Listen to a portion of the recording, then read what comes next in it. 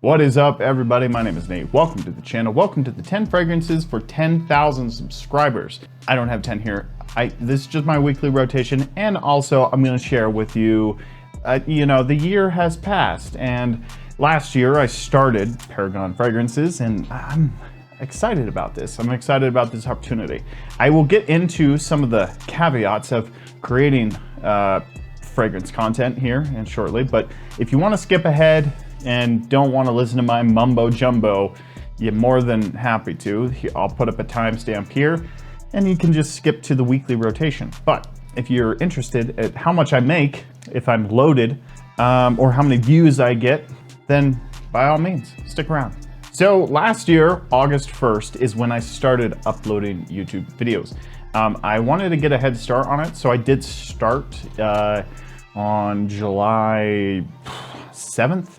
So I moved into a new apartment on July 1st. July 1st, I moved into this place, and the unfortunate part is I moved in and I got COVID right away. So I moved all my stuff in while I had COVID, and I just laid in bed for 7 days in an empty apartment because I couldn't move anything else. I moved my bed in, and then it was over from there. I just laid in bed for about a week and just didn't do anything.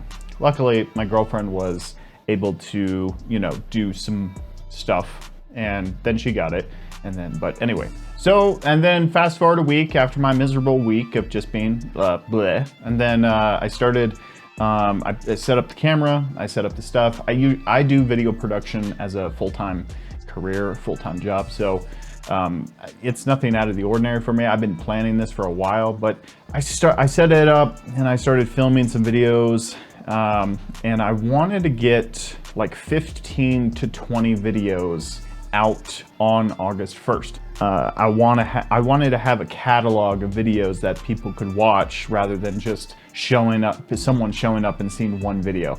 If anybody's interested in making a YouTube channel about anything, fragrances or whatever, I would highly encourage you to start out with a lot. Start out with 10, 5, depending on your niche, depending on what you're getting into, start out with a lot. Anyway, I digress. If anybody's interested in that kind of video, talking about how to start a YouTube channel, I'd be happy to make something like that. But I wanted to get into my analytics too. So here up on screen, you'll see. So you can see I started getting more and more views, and then it kind of took off. My first month was actually pretty good. The view count, I was not expecting that on my first month.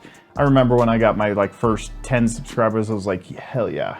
And too, this whole time I've been every time I get a new subscriber, I really am just grateful because I refresh my phone all the time, and I'm very grateful. Anyway, so the first month was very good, very, very good.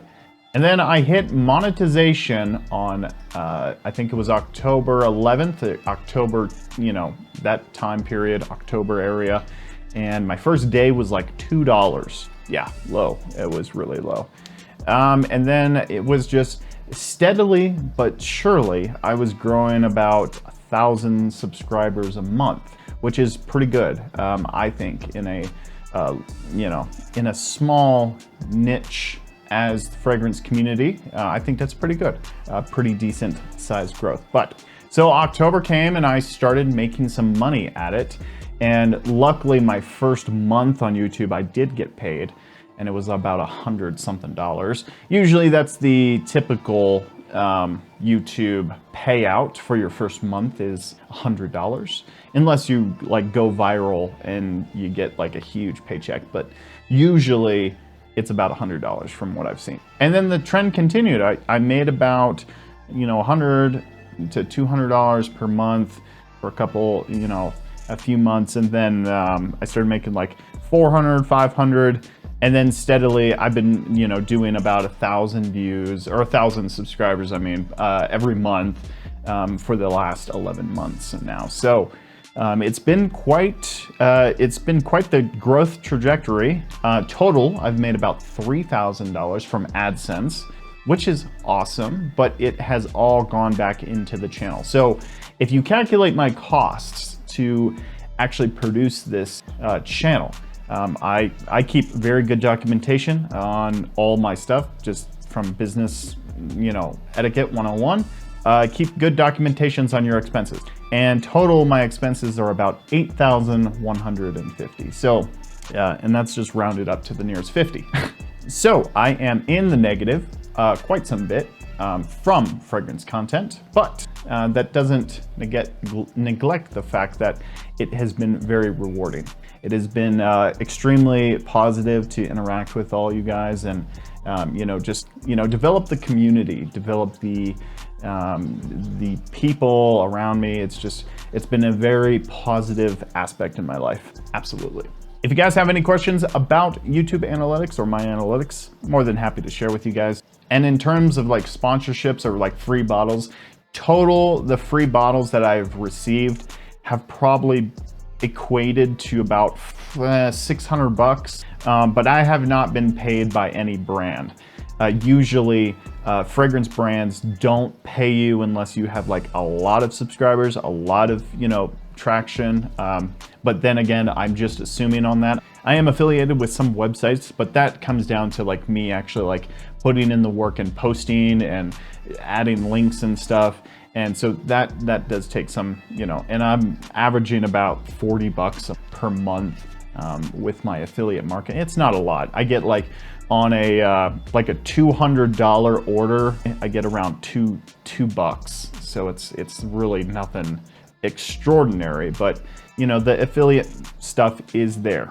I think the benefit really comes in when like guys like Chaos Fragrance or Gen Sense, when they post something and they post like a hype and they get thousands of people who buy that product, that's when you can probably really start seeing the income. But right now, as a small independent guy, little guy like me, I don't see that much. Anyway, yeah, it's been a year. I've been hustling almost every single day.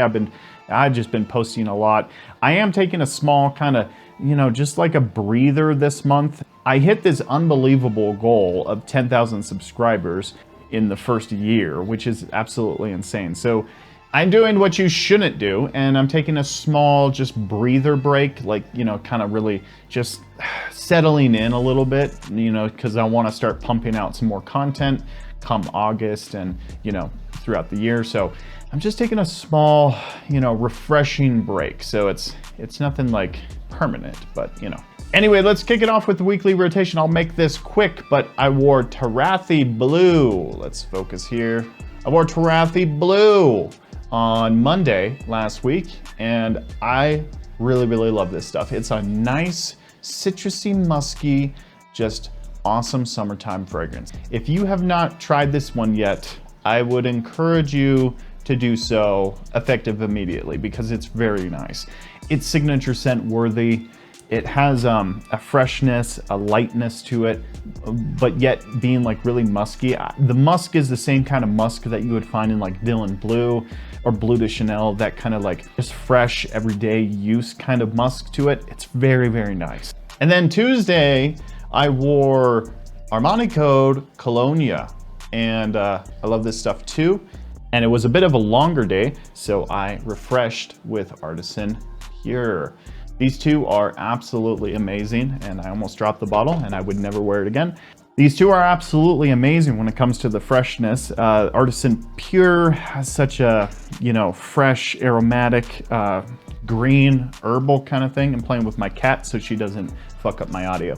And then Armani Code Cologne is just my favorite summertime fragrance of all time. It's fresh, it's inviting. It's the mandarin orange in here is absolutely incredible, but it's still like Armani Code. It's so nice. It's very nice. I know that this one is hard to find, I'm pretty sure.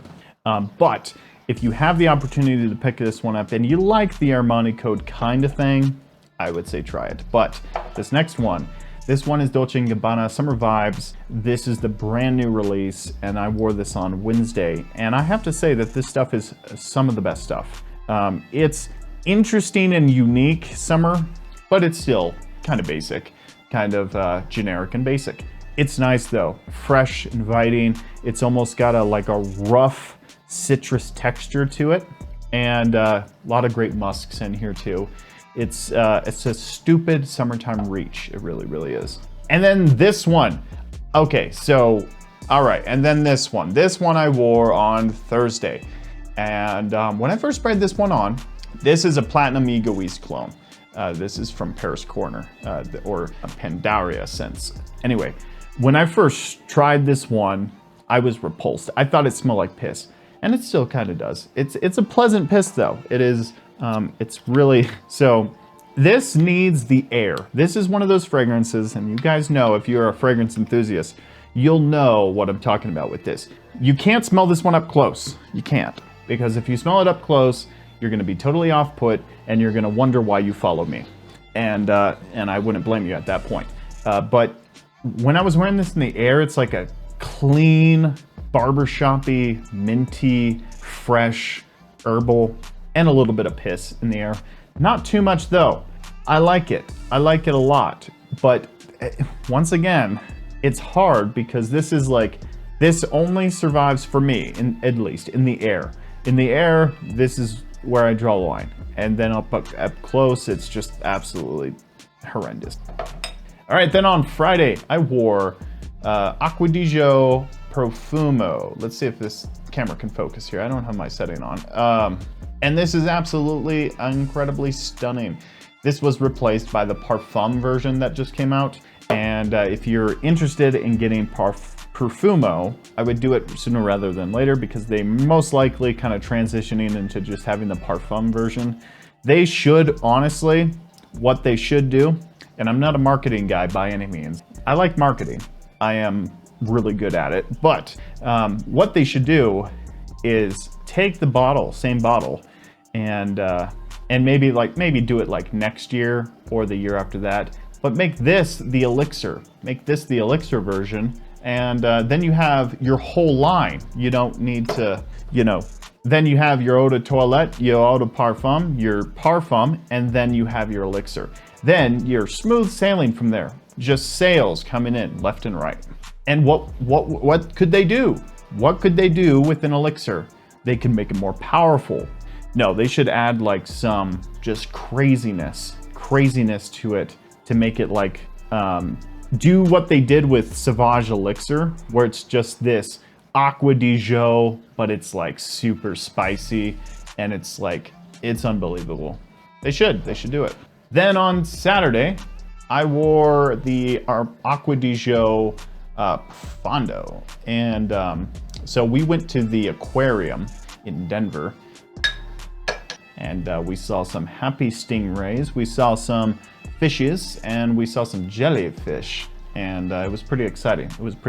It sucked though, because we waited in line, and then we got to the ticket booth, and they said that they were sold out, and to come back 30 minutes from now and get your ticket. So we literally walked up, they told us to go back in line, and then we walked back around in the line, because it took about 30 minutes for us to get through the line. So we just literally walked through the line once. They told us to go back through the line. We went back through the line, and then they signed us in and checked. I was like, why couldn't we have just I don't know. All right, then today I'm gonna wear Polo Red Parfum. And I think I'm the only one on the internet that actually likes this one, which is actually it's good for me because nobody else smells like this. I just lost the, it's not Polo Red, this is not Polo Red. Yeah, it's Polo Red. The opening is incredible. Everyone is disappointed about the dry down. Everyone is like, it dries down to shit. And that's sure, yeah. Welcome to fragrances, everything's subjective here. You could love something that smells like absolute dog trash, and you can praise it on the internet, and then you can become a shill. You played yourself, dog. Polo Red Parfum is really nice. I wouldn't pay retail for it like I did, we all make mistakes. But if you can find it maybe sub $100, that's probably a good price for it, but it's not something super unique. Like, it is a basic ass cologne. There's plenty of colognes on the market. There's cheap colognes. There's, there's plenty. If you like Polo Red though, it's very nice. It's definitely not like coffee vibes and stuff, like, heavy cranberry like the original, but it is pretty nice. It's got red fruity stuff. Yeah, it's really good. Anyway, guys, let me know what you're wearing down in the comments down below. I would love to hear your thoughts. And once again, thank you to everybody who subscribed to me over the past year. I am going to be taking a small break just to kind of recoup my A, finances, and B, kind of my energy levels. I want to get my energy levels kind of back up with producing content. Expect August 1st to kind of, you know, for me to kickstart again and kind of get going back at it again, because we're on year 2. We're gonna, technically, I always thought that year 1 doesn't even count. Year 1 is just like the trial period, like the 10-day free trial. And then year 2 is actually when I can start seeing a lot of growth. So if I put in the same effort this year that I did last year, I should see significant amount of growth. And thank you again to everybody who has stuck with me along the way. I am going to be making some perfume content, like actual perfumery making content. I'm not a professional by any means, but I think it would be fun, and I'm going to make it entertaining. So that should be fun. Stick around if you want to see that.